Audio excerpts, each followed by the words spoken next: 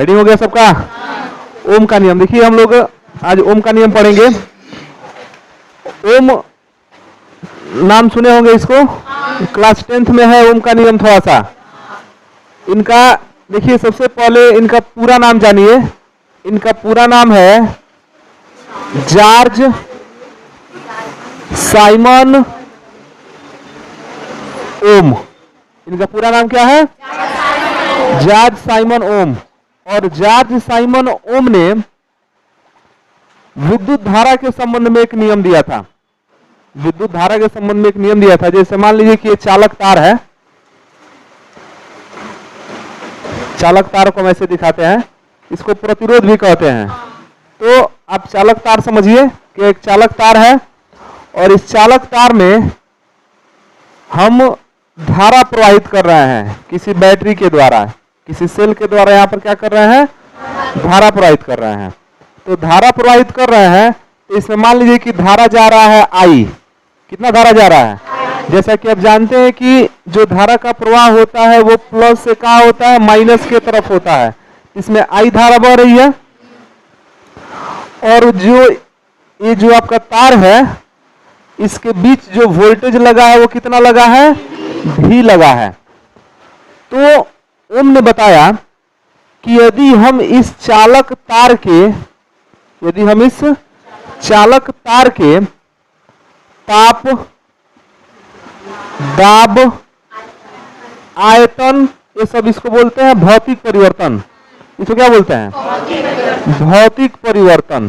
तो यदि हम किसी चालक में भौतिक परिवर्तन नहीं करें, किसी चालक में भौतिक परिवर्तन नहीं करें, माने उस चालक का ताप, दाब, आयतन, आयतन में लंबाई आ जाएगा, इसका लंबाई, मोटाई, चौड़ाई, इसमें किसी तरह का कोई परिवर्तन नहीं करे, तो उस कंडीशन में जो इसमें प्रवाहित धारा आई होता है, प्रवाहित धारा आई, वो भी के समानुपाती होता है। भी के क्या होता है? समानुपाती। मतलब कि अगर आप भी को बढ़ा देंगे ना, तो आई भी बढ़ जाएगा, और भी को घटा देंगे तो आई क्या हो जाएगा? घट जाएगा। तो जिस अनुपात में भी बढ़ता है उसी अनुपात में आई बढ़ता है। तो भी को हम लोग कैसे बढ़ा सकते हैं? यहाँ पर वोल्टेज को बढ़ाना होगा तो बैटरी को बड़ा कर देंगे। सेल जोड़े है ना, तो सेल की संख्या क्या कर देंगे? बढ़ा देंगे। 2 सेल से 4 सेल कर देंगे, 4 सेल से 6 सेल कर देंगे, 8 सेल कर देंगे। तो वोल्टेज अपने आप क्या हो जाएगा? बढ़ेगा। और जैसे ही वोल्टेज बढ़ेगा तुरंत क्या बढ़ेगा? आई बढ़ेगा। तो जो आई होता है वो भी के क्या होता है? समानुपाती होता है। यही ओम का नियम है। ओम ने क्या कहा कि यदि किसी चालक तार के ताप, दाब, आयतन इत्यादि में कोई परिवर्तन नहीं किया जाए, तो उसके सिरों पर अगर हम कोई वोल्टेज लगाएं, विभवांतर लगाएं, तो उसमें धारा बहेगा। तो किसी चालक में प्रवाहित जो धारा होता है वह उसके सिरों के बीच में जो आरोपित विभवांतर है, सिरों पर जो आरोपित विभवांतर है, उस विभवांतर कैसा होता है? समानुपाती होता है। भी समानुपाती आई। और जब समानुपाती का चिन्ह हटता है तो भी इक्वल टू नियतांक आ जाता है आर, और ये आई हो जाता है। और आर को कहते हैं कि एक नियतांक है, उस नियतांक का नाम क्या देते हैं? प्रतिरोध। प्रतिरोध का अर्थ होता है धारा में रुकावट। जो धारा प्रवाह में रुकावट उत्पन्न करे वही क्या है? प्रतिरोध है। तो ये अब जिसका प्रतिरोध जितना ज्यादा होगा उसमें समझ लीजिए कि रुकावट ज्यादा है, धारा खर्च ज्यादा होगा, धारा का लॉस ज्यादा ना होगा। और जिसमें प्रतिरोध कम है उसमें धारा अच्छे से प्रवाहित होगा, धारा हमारा व्यर्थ नहीं होगा। तो इतना पढ़े होंगे हाई स्कूल में, इतना तो हाई स्कूल में पढ़े है ना। थोड़ा सा 12th क्लास का लेवल कुछ अलग है, मेन वही चीज है, लेकिन तरीका थोड़ा सा हम यहाँ पर बदल के समझा रहे हैं। यहाँ पर इसका हम प्रैक्टिकल थोड़ा समझा दे रहे हैं कि इसका प्रैक्टिकल कैसे होता है, और क्या वास्तव में जब जब भी बदलते हैं तो क्या आई बदलता है, ये भी तो होना चाहिए। तो एक हमारे पास, अच्छा कुछ सिंबल के बारे में बता दें थोड़ा सा। सिंबल आप जानते हैं इसको, इस तरह से, अगर इस तरह से कहीं दिया है तो आप इसको क्या समझेंगे? इसको समझेंगे सेल। इसको क्या समझेंगे? सेल। इस तरह से अगर कहीं दिया है हाँ स्विच, इसको कुंजी बोलते हैं। क्या बोलते हैं? कुंजी बोलते हैं। अगर इस तरह से कहीं दिया है प्रतिरोध, प्रतिरोध तार कह सकते हैं, तार को ही दिखाता है बेसिकली। ये किसको दिखाता है? तार चालक ही होता है। उसके बाद से अगर इस तरह से कहीं दिया है तो ये किसका सिंबल है? जलता हुआ कि बुझा हुआ? बुझा हुआ है। कब जलेगा? एक घेर के ऐसे कैसे कर देंगे? जल गया, ग्लो कर गया। तो ये बल्ब हो गया। और इस तरह से कहीं अगर दिखाई दे,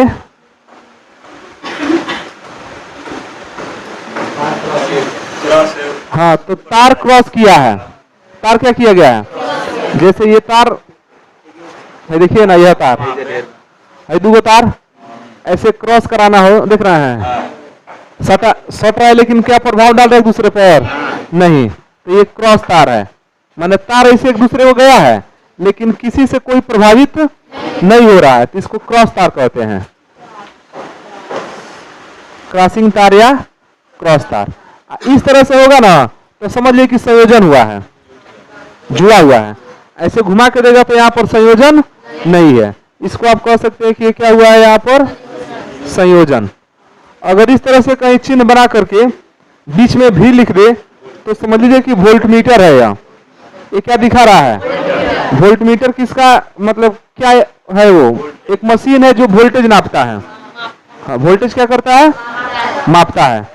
इसी में अगर ये बना दे इस तरह से तो ये एमीटर है। ये तो हो गया वोल्टमीटर, वोल्टमीटर। ये हो गया एमीटर। एमीटर मतलब धारा नापेगा, कितना एम्पियर धारा है, 2 एम्पियर, 3 एम्पियर, 4 एम्पियर, कितना धारा है। और इतना बड़ा बड़ा डब्बे में जैसा होता है, इतना बड़ा। स्टेबलाइजर में देखे होंगे जो कांटा बताता है ना, इस तरह से सुई। हाँ डिजिटल हो गया तो कोई बात नहीं है, लेकिन है तो वही चीज है। तो धारा में ना मापेगा, वो चाहे डिजिटल हो चाहे एनालॉग हो, कुछ भी हो। तो एमीटर, वोल्टमीटर एक ही जैसा उपकरण होता है। हम लोग इसका निर्माण पढ़ेंगे, कैसे इसका निर्माण किया जाता है। वोल्टमीटर वोल्टेज नापता है, एमीटर धारा मापता है। लेकिन एक यहाँ पर थोड़ा सा होशियारी रखा जाता है। वोल्टमीटर से जब वोल्टेज नापना होता है ना, तो जहां पर वोल्टेज नापना होता है वहां पर समांतर क्रम में जोड़ते हैं। किस क्रम में जोड़ते हैं? अभी हम जोड़ के दिखाएंगे। और एमीटर से अगर आप धारा नापना है तो इसको श्रेणी क्रम में जोड़ेंगे। किस क्रम में जोड़ते हैं? श्रेणी क्रम में। यही थोड़ा ध्यान देना होता है कि जहां देखिए जिस पॉइंट के बीच में वोल्टेज नापना है, आपका जो भी वहीं पर जुड़ेगा। धारा नापना है तो वहीं पर किस क्रम में जोड़ा जाएगा? श्रेणी क्रम में। तो ये कुछ बेसिक चीजें उम्मीद है सबको पता होगा, यहाँ इसके बारे में सब पता है। एक और इसमें आता है इस तरह से करके, ऐसे तीर मार दिया जाता है इसमें। प्रतिरोध तो है लेकिन प्रवाह नहीं ना, ये बदल रहा है। प्रतिरोध है लेकिन ये परिवर्ती प्रतिरोध है। इस प्रतिरोध को जब चाहे तब क्या कर सकते हैं? बदल सकते हैं। इसको हम लोग धारा नियंत्रक भी बोलते हैं। क्या बोलते हैं? धारा को नियंत्रित करना। धारा को तो धारा नियंत्रित कैसे किया जाता है? प्रतिरोध से ही धारा को नियंत्रित किया जाता है। अभी इसके बारे में हम लोग बात करेंगे कि कब कैसे धारा को नियंत्रित करेंगे, प्रतिरोध बढ़ाएंगे कि प्रतिरोध घटाएंगे, आखिर क्या करेंगे कि धारा नियंत्रित होगा। तो फिलहाल अभी आप ये समझिए कि यहाँ पर धारा को क्या किया जा रहा है? नियंत्रित। और धारा को नियंत्रित करने के लिए प्रतिरोध को घटाया या बढ़ाया जाता है आवश्यकता अनुसार। तो ये सब चीजें हैं। ये दिखा रहा है किसको? धारा नियंत्रक को। धारा नियंत्रक का मतलब कि धारा को घटा सकता है, धारा को बढ़ा सकता है। कैसे? तो प्रतिरोध को कम चाहे ज्यादा करके। अब इसमें होता क्या है, एक यहाँ पर यही एक तुम लोग के लिए नया होगा, बस बाकी तो सब जानते हो ना, वो भी जान जाओ। एक यहाँ पर हमारे पास चालक तार है, थोड़ा ध्यान देना। एक यहाँ पर क्या है? चालक तार। चालक तार है। यह आपका पॉइंट ए हो गया, यह पॉइंट क्या हो गया? बी। और इसको हम एक सेल से जोड़ रहे हैं, इसको एक सेल से जोड़ दिया गया, चाहे 2 सेल लगा के बैटरी बना दिया जाए, यहां पर लगा दिया गया स्विच। अब ध्यान देना, इन दोनों पॉइंट के बीच में हमको वोल्टेज नापना है, वोल्टेज इन दोनों पॉइंट के, क्योंकि तार ताप यही ना है, तो इसके बीच में अगर वोल्टेज नापना है तो क्या करें कि जो वोल्टमीटर होगा ना वो इन्हीं के बीच में समांतर क्रम में जोड़ा जाएगा। तो जो वोल्टमीटर है वो इन्हीं के बीच में समांतर क्रम में से जोड़ा जा रहा है। ये समांतर क्रम नहीं है, है ना समांतर क्रम। और इस तार को थोड़ा सा आगे बढ़ा देते हैं और आगे हम लगा देते हैं एगो एमीटर। तो एमीटर बताएगा धारा, इधर का प्लस इधर का क्या है माइनस। ये वोल्टमीटर है, तो देखिएगा वोल्टमीटर किस क्रम में है, समांतर क्रम में ना है। तो जिन दो बिंदुओं के बीच में देखिए, अगर यहां पर इसको जोड़े है ना तो इतने दूर का वोल्टेज बताएगा, लेकिन इसको खोल करके यहां से यहां पर जोड़ देते तो पूरा यहां तक का वोल्टेज बताता। समझ रहे हैं। तो चूंकि चालक तार हमारा यही ना है, तो इसीलिए चालक तार के सिरों का विभव नापना है। तो ये चालक तार है, चालक तार के सिरे ए और बी है, तो ए और बी के बीच का विभव नापना है, इसीलिए हम ए और बी में ही वोल्टेज को क्या कर दिए हैं, जोड़ दिए हैं। धारा है ना से निकलेगा तो कुल मिला के धारा इधर से ना होकर आएगा। तो मीटर को लगा दिए किस क्रम में, श्रेणी क्रम में। मीटर को लगा दिए किस क्रम में, श्रेणी क्रम में, ताकि जो भी धारा इसमें से निकले वो यहाँ पर हमको पता चल जाए कि चालक तार में कितना धारा बह रहा है। तो ये भी जो है वोल्टेज बता देगा और ए क्या बता देगा, धारा। ओम का जब नियम का प्रैक्टिकल किया जाता है ना, तो ओम के नियम के प्रैक्टिकल में यही परिपथ का उपयोग किया जाता है। जब सर्किट को जोड़ा जाता है, परिपथ को तैयार किया जाता है, तो एकदम सेम इसी तरीके से जो कनेक्शन होता है उसको करते हैं। जो वोल्टमीटर होता है उसको चालक तार के सिरों पर जोड़ देते हैं और इसमें से एक तार को निकाल के बैटरी से दूसरे तार को क्या कहाँ ले जाते हैं, एमीटर के पास ले जाते हैं, तो उसके प्लस वाला में जोड़ देते हैं और उसका माइनस वाला ले आकर बैटरी के देखिए माइनस वाले की तरफ जुड़ा हुआ है। चित्र समझ में आ रहा है। ये प्लस हो गया, क्या हो गया, जैसे ही स्विच को ऑन करेंगे धारा बहना चालू होगा, धारा बहना चालू होगा। इसको मिटा दें, क्या उतारोगे इसमें, बार बार ये शब्द आएगा, हम लोग देखते रहेंगे। यहाँ से तो सब नीचे जानते होगे, उसको भी जान जाओ अभी। अब तो शुरू हो रहा है, लिखने की जरूरत नहीं है, खुद ब खुद याद हो जाएगा। जब बार बार चित्र में बनेगा ना यह याद हो जाएगा आराम से। अभी फिलहाल इस चित्र को समझिए, ये वाला चित्र, ये सही है कि नहीं है, ये समझ में आ रहा है ना। वोल्टेज लगा दिए किसके लिए, विभवमापी किसके लिए लगाए हैं, वोल्टमीटर, वोल्टेज के लिए। एमीटर लगा दिए हैं धारा के लिए, और इसके लिए ग्राफ बना, एक टेबल बनाते हैं। यहाँ पर एक क्या बना दिए, टेबल बना दिया गया। कम से कम 3 रीडिंग लिया जाएगा, 3 रीडिंग बिना प्रैक्टिकल, बिना समान का प्रैक्टिकल करा दे रहा है तुम लोगों को, बिना समान का प्रैक्टिकल। जोड़ते ऐसे ही हैं। अब इसमें करना क्या होता है, इसमें देखिए एक में भी हो जाता है, दूसरे के में आई। ये आपका क्रम संख्या हो गया, क्रम संख्या 1, 2 और 3 बार हम प्रैक्टिकल करेंगे इसका। सबसे पहले अभी स्विच हमारा ऑफ है, किसी तरह का कोई धारा नहीं बह रहा है। अगर आप 2 बैटरी लेते हैं, निपो बैटरी, मोटा वाला 2 बैटरी, हाँ सेल, 2 सेल लेते हैं, यहाँ पर 2 ही जोड़े हैं फिलहाल।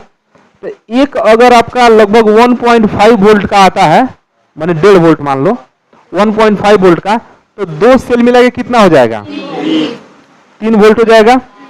तो हम पहली बार हम इसको 3 वोल्ट रख रहे हैं। कितना वोल्ट रख रहे हैं, 3 वोल्ट।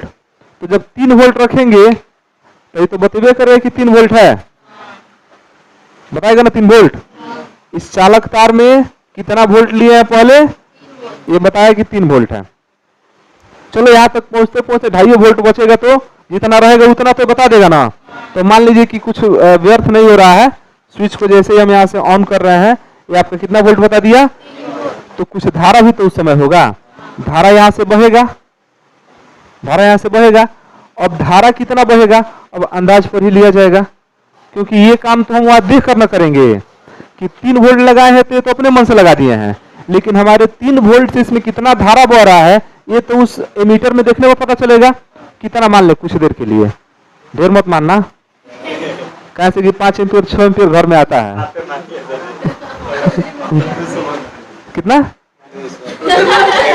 अरे इतना नहीं, इसको कितना मानिए, चलो कोई बात नहीं, जितना हम चाहो उतना मान सकते हैं, मानना ही ना है, फ्री के कितनों मान सकते हैं। लेकिन हम ये पुनः बता दें कि जब आप प्रैक्टिकल करते हैं तो वहां पर मान नहीं सकते हैं, यहाँ पर जितना वोल्ट लगाते हैं उसके हिसाब से यहाँ पर धारा आता है। हम मान लेते हैं 6 एम्पियर आया, कितना एम्पियर आया?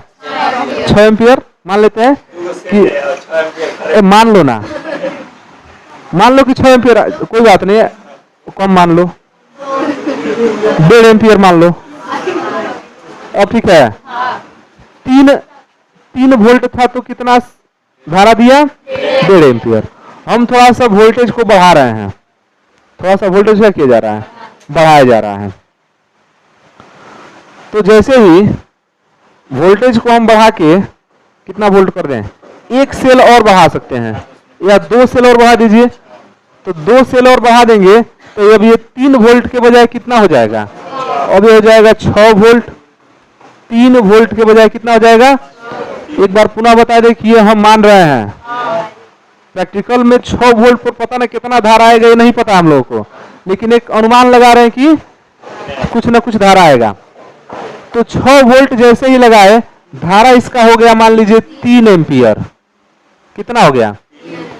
जिस हिसाब से वोल्टेज बढ़ाएंगे ना, बाद में हम लोग देखेंगे कि उसी हिसाब से धारा भी बढ़ रहा है, क्योंकि देखिए जब वोल्टेज बढ़ेगा तो धारा कुछ ना कुछ बढ़ ही जाएगा। अब मान लीजिए कि 9 वोल्ट लगा दिए, कितना लगा दिए? 9 वोल्ट।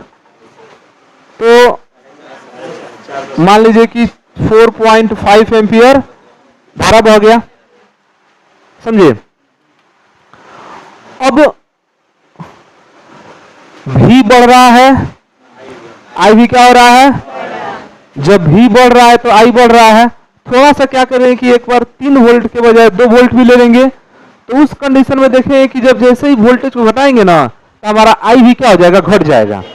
इसका मतलब कि भी बढ़ रहा है तो आई भी बढ़ रहा है, अभी घट रहा है, आई भी घट रहा है, तो भी समानुपाती आई कहना तो ठीक रहेगा, क्योंकि भी बढ़ेगा तो आई बढ़ेगा, अभी घटेगा तो आई घटेगा। तो एक निश्चित अनुपात में बढ़ रहा है, मतलब कि एक को बढ़ा रहा दूसरे को बढ़ रहा है, एक को घटा रहा दूसरे को क्या हो रहा है? मतलब समानुपाती है। और जब समानुपाती का चिन्ह हटता है तो क्या आता है? नियतांक आता है, आई।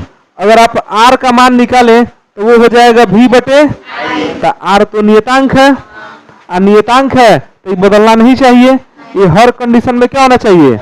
बराबर। और किसका ही आर है? चालक तार का। किसका आर है? कौन चालक तार है? A B. तो तार बदल रहा है? नहीं। हम कितना ज्यादा वोल्टेज लगा दे, कितना भी कम वोल्टेज लगा दे, तो क्या चालक तार बदल रहा है? नहीं। तो जब चालक तार नहीं बदल रहा है तो आर क्यों बदलेगा? आर भी तो सेम रहेगा। अब ये अलग बात है कि भी बढ़ाएंगे तो आई में जाके मैनेज करेगा, भी बढ़ाएंगे तो कहां मैनेज करेगा? आई में। आर नहीं बदलेगा, क्योंकि आर को तुम कह रहे कि नियतांक है, और नियतांक बदलता है? नहीं। थोड़ा यहां से आर निकालने का प्रयास कीजिए, आर निकालिए। आर किसका किसका अनुपात है? भी और आई का। तो भी बटे आई, भी बटे निकालिए 3 बटे 1.5, तो यह आ जाएगा 2 जी, 1.5 1.5 है, और 2 दूना 3। दूसरे कंडीशन में निकालिए 6 बटे 3 होगा ना, यहां भी तो आपका 2 ही आ रहा है। 9 बटे 4.5, 9 बटे 4.5, ये भी आपका 2 आ रहा है।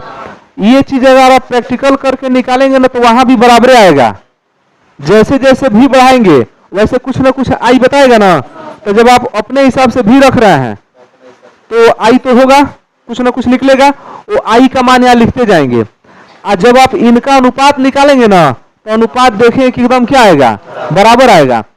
थोड़ा बहुत दशमलव में आगे पीछे हो सकता है, जैसे मान लीजिए कि फर्स्ट कंडीशन में आप निकाले तो 1.8 आ गया मान लीजिए, आज सेकेंड में निकाले तो 1.77 आ गया, थर्ड में निकाले तो 1.76 आ गया। तो आप राउंड फिगर में देखेंगे तो सब लगभग 1.8 है। 7 को हटाएंगे 5 से ज्यादा है ना, तो एक जुड़ जाएगा कि तभी तो 1.8 हो जाएगा। ये भी 5 से ज्यादा है, लगभग 1.8 है ना, तो लगभग ये नियतांक, ये जानते हैं क्यों बदलता है, थोड़ा बहुत हल्का फुल्का बदल इसलिए जाता है क्योंकि बैटरी का औकात कितना है।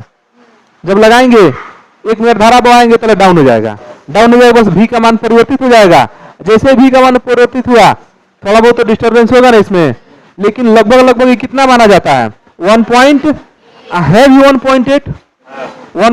जब एक दशमलव की एक अंक तक लिखना होगा तो सब तो 1.8 ना लिखाएगा, तो लगभग वहां पर सारा का सारा क्या मिलता है, बराबर। तो जो बराबर मिल रहा है वो क्या है, आर है।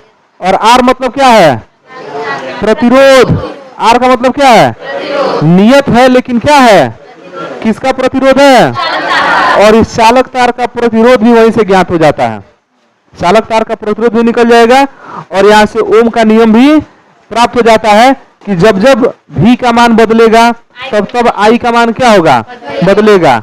तो इस तरह से हम कह सकते हैं कि जब किसी चालक तार में विद्युत धारा प्रवाहित करते हैं तो उस चालक तार में जो प्रवाहित धारा आई होता है वह उस चालक तार के सिरों पर लगाए गए विभवांतर के कैसा होता है, समानुपाती होता है। और जब यह समानुपाती का चिन्ह हटता है तो एक नियतांक आता है, वह नियतांक आर है। उस आर को हम क्या बोलते हैं, चालक तार का प्रतिरोध बोलते हैं। कोई दिक्कत इसमें, यही ओम का क्या है, नियम है। तो प्रैक्टिकल करने के लिए यही परिपथ होता है। इसी से ओम के नियम का सत्यापन किया जाता है। क्या हो गया, इसी से ओम के नियम का सत्यापन करते हैं। एक चीज याद रखना हमेशा, जब भी वोल्टेज को विभवमापी को मतलब वोल्ट मीटर को जोड़ेंगे तो किस क्रम में जुड़ता है, समांतर क्रम में। और एमीटर को, इसको जिनके बीच में विभव निकालना है ना उन्हीं पॉइंट पे जोड़ा जाता है। जैसे मान लीजिए कि एक प्रतिरोध यह हो गया, एक और हो गया, तो अगर वोल्ट मीटर को आप यहाँ जोड़े हैं ना, यहाँ पर, तो इसी के बीच का विभव बताएगा। अगर यहाँ पर जोड़ देंगे तो दोनों का मिला के बताएगी पूरा पर कितना वोल्टेज है, तो जहां जोड़ेंगे वहीं का बताएगा। ये थोड़ा बहुत समझ में आया है कि जब जब भी बदलेगा तब आई बदलेगा। तो यहां पर लिखा जाता है कि ओम के नियमानुसार, ओम के नियमानुसार क्या बताया ओम ने, कि जब किसी चालक तार में धारा प्रवाहित की जाती है तो उसमें जो प्रवाहित धारा होती है वह उस चालक के सिरों पर जो लगा विभवांतर होता है उस विभवांतर के समानुपाती होता है। कब, यदि चालक में किसी तरह का भौतिक परिवर्तन नहीं किया। अब मान लीजिए कि प्रैक्टिकल कर रहा है, तार का लंबाई बढ़ा दिए तो गड़बड़ हो जाएगा। तो किसी तरह का भौतिक परिवर्तन नहीं करना है, ताप दाब आयतन इस सब में परिवर्तन नहीं करना है। तो भी समानुपाती हटेगा, बराबर का चिन्ह आएगा, क्या आता है, आर आई। यहां पर लिख देंगे जहां आर एक नियतांक है जिसे चालक तार का प्रतिरोध कहते हैं, जिसे चालक तार का प्रतिरोध कहते हैं। और यहां से आर का जब फॉर्मूला निकालते हैं तो क्या निकलता है, V बटे आई। समझे। तो प्रतिरोध के लिए एक यहां से और सूत्र मिल जाता है, डेफिनेशन मिल जाता है। किसी चालक का प्रतिरोध क्या होता है, तो किसी चालक में उसके सिरों पर जो लगा विभवांतर है वो विभवांतर तथा उसमें प्रवाहित धारा, तो विभवांतर और धारा का जो अनुपात होता है उसी को हम क्या बोलते हैं, प्रतिरोध बोलते हैं। और सामान्य भाषा में कहे तो प्रतिरोध का अर्थ होता है रुकावट। प्रतिरोध मतलब क्या होता है, प्रतिरोध कहिए चाहे अवरोध कहिए, अवरोध मतलब क्या हो जाता है, रुकावट हो जाता है। देखिए R इक्वल टू V बटा आई, इसका मात्रक बताएंगे, वोल्ट प्रति एम्पियर, वोल्ट प्रति एम्पियर। बात नहीं करो, वोल्ट प्रति एम्पियर, और इस वोल्ट प्रति एम्पियर को ही हम क्या बोलते हैं? ओम बोलते हैं। क्या बोलते हैं? इसका सिंबल होता है यह, ये ओमेगा का सिंबल है। किसका सिंबल है? ओमेगा। तो सूत्र के हिसाब से मात्रक हो जाता है वोल्ट प्रति एम्पियर, V का मात्रक वोल्ट, I का मात्रक एम्पियर, वोल्ट प्रति एम्पियर। लेकिन इस फार्मूले को देने वाले कौन है? ओम है, जॉर्ज साइमन ओम। तो उनके रिस्पेक्ट में, उनके सम्मान में उन्हीं के नाम पर रख दिया गया ओम। जिस तरह न्यूटन के नाम पर बल का मात्रक क्या रखा गया? न्यूटन रखा गया। उसी तरह हाँ, ओमेगा दो तरह का ना होता है, एक स्मॉल होता है, कैपिटल होता है। जैसे ए आपका इस तरह बनता है ना, तो ए ऐसे भी तो बनता है, एक स्मॉल लेटर का, एक कैपिटल लेटर का है। तो एक ओमेगा इस तरह से बनता है, एक ऐसे बनता है, एक कैपिटल ओमेगा है, ये स्मॉल ओमेगा है। सिग्मा आप लोग देखे होंगे इस तरह से भी बनता है, एक सिग्मा इस तरह से बनता है। ये मैथ में यूज होता है, इसको केमिस्ट्री में पढ़े होंगे, फिजिक्स में पढ़े होंगे। तो ये जिस तरह एबीसीडी में दो दो होता है ना, उसमें भी दो दो होता है। तो इसका मात्रक हो गया, देखिए ओम। थोड़ा इसके बीमा की बात कर ले, इसका बीमा कितना हो जाएगा बताइए? बीमा जल्दी बोलो, वोल्ट का बीमा क्या होता है? गायब।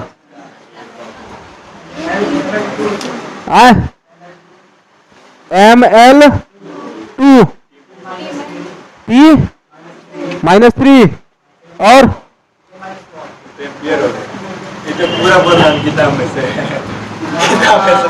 मैंने बोला है तो बोला ना, कैसे छोड़ो ना। तो ml2 T-3 माइनस वन, किसका बीमा हो गया?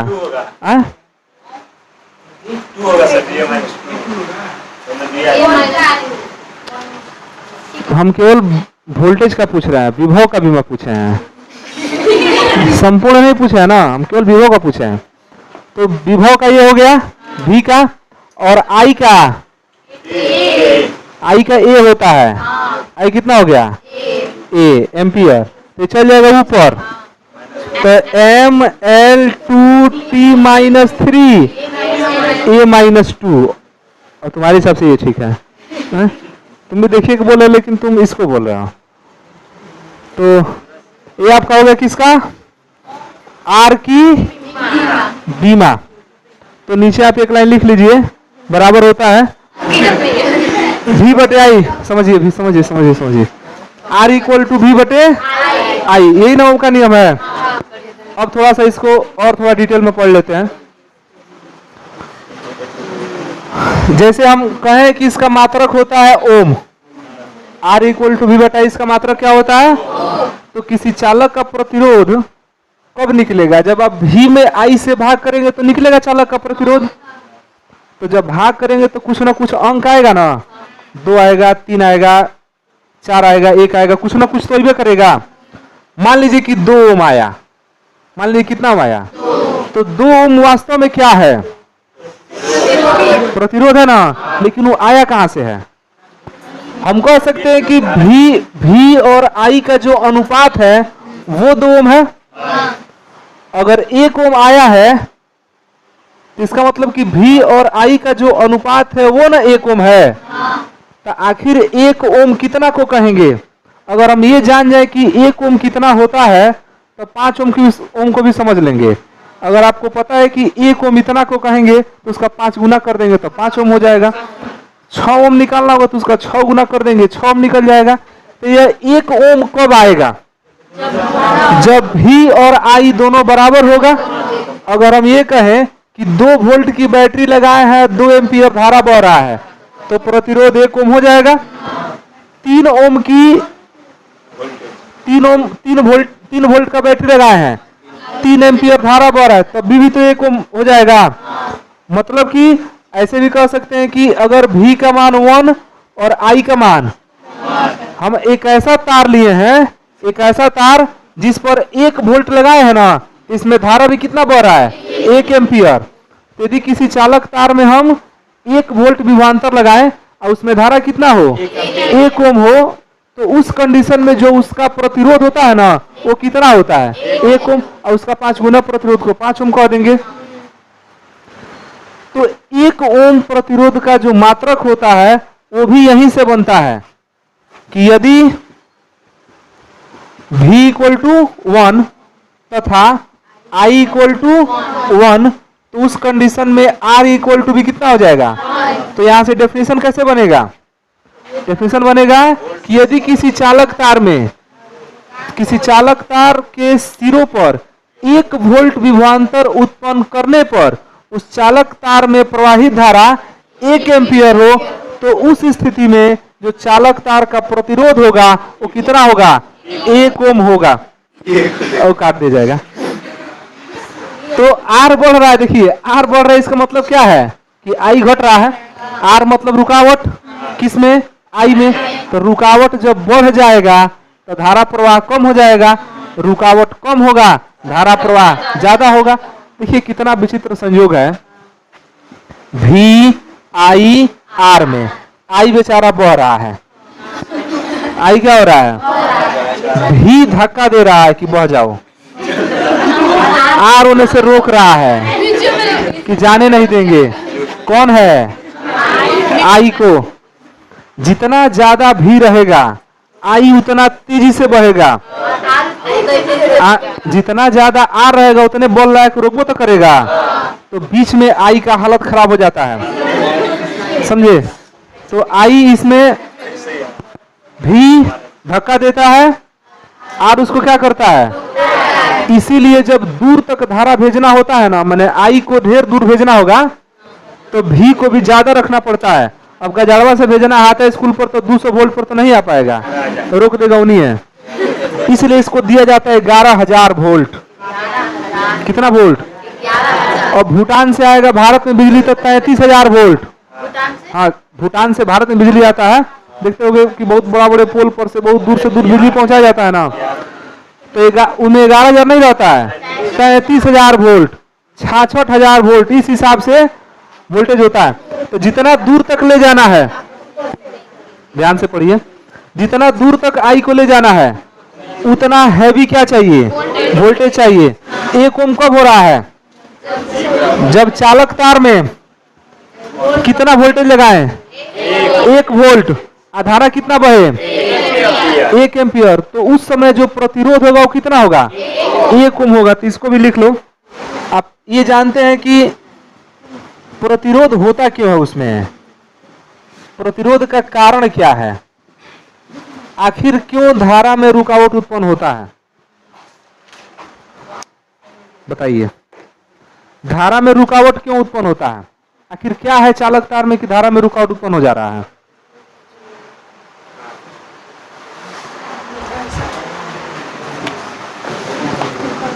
चालक तार इस तरह का होगा,